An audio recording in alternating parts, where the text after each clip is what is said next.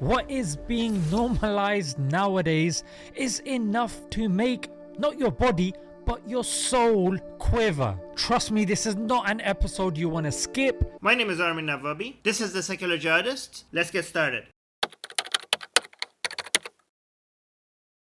Now when it comes to Andrew Tate, Sneeko, mate, they're discussing them in Parliament. They're warning teachers to watch out in their classes for people that are pro-Tate. However, when it comes to the likes of Sam Smith, not a peep, mate. Rather, he's being celebrated. He's been given awards. Because Andrew Tate is promoting misogyny and abusing women, Sam Smith is not. But this is the same person that's promoting sexual perversions. What's wrong with it? You're just assuming the harm just because you don't like it. Art is meant to be liberating, and it does that by pushing society's boundaries and testing its limits. If you don't like it, you don't have to watch it. Stuff that our kids are picking up and yes, trying it in their lives. As you can see from this kid who was choking his girlfriend because of what he's seen on the internet. The article you're showing says that the kid was watching adult videos, content that kids are not supposed to watch. That's why they rate them. That's why they rate them 18 plus. You're saying artists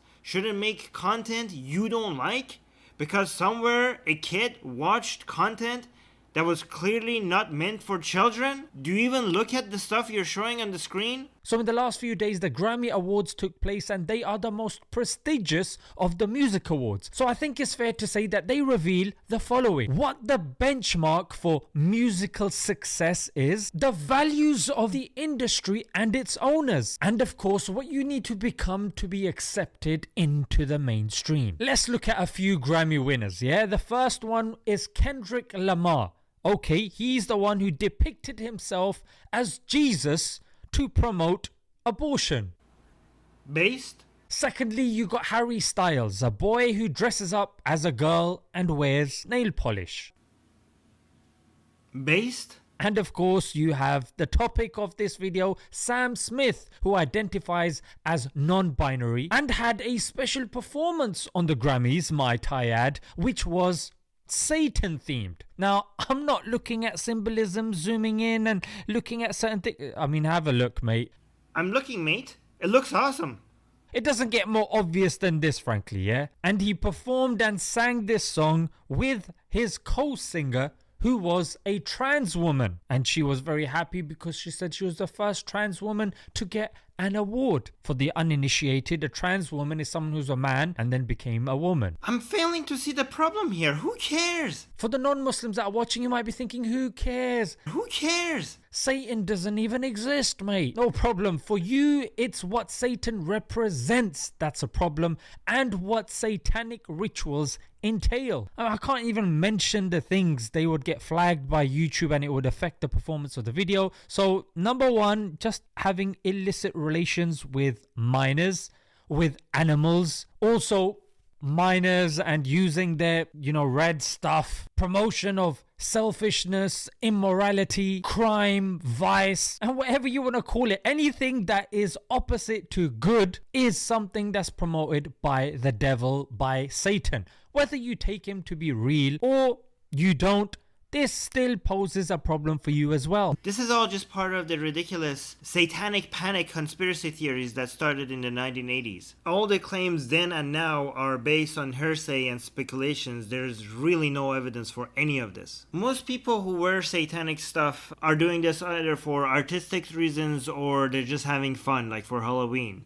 But even real Satanists are nothing to be worried about. Most Satanists are peaceful, law-abiding citizens that don't do anything that you need to be concerned about. The satanic panic was and still is a prime example of how fear and ignorance can make people believe in the most absurd things. Next, this is a strong evidence for a case that the arts have been hijacked as a vehicle for immorality and sin. Let's take comedy. That's being used to mock religion. Sculptures are being used to depict God. Paintings are being used to justify nudity. And music and movies are pretty much a mixture of all of these vices. Just because you say it's a vice, it doesn't make it so. To prove something is wrong, point to the harm. Saying God said so doesn't count. Even the people that make it higher up. Let's look at Riz Ahmed, who's being hailed as, look, he's a Muslim, he's a brown guy, South Asian, mate. But on the other hand, Joyland, which is an LGBT movie that's being pushed in Pakistan, is being promoted by this guy. Based. And you've got Malala Yousafzai, who gets held up by the West as the bastion of education.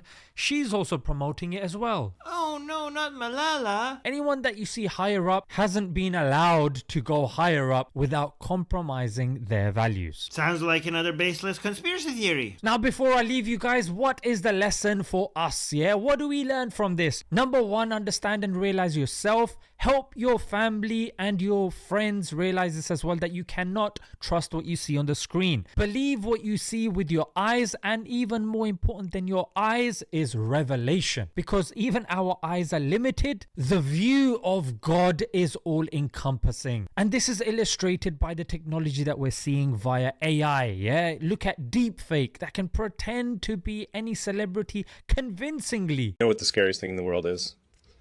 The fact that this video isn't real. I'm not Elon Musk, but I'm using deepfake technology to appear as though I am him.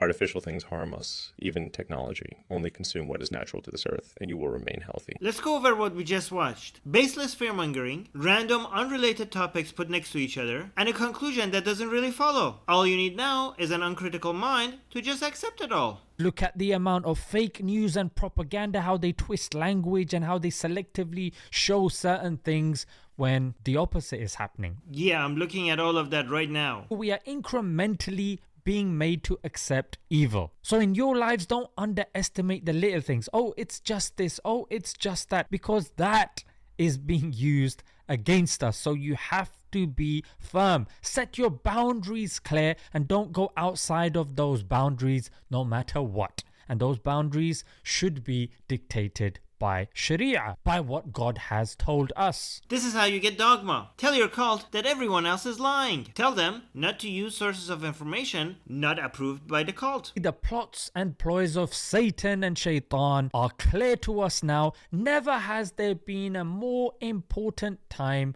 to hold steadfast to your religion than it is now. Let's leave it there, guys. Until next time, Assalamu alaikum.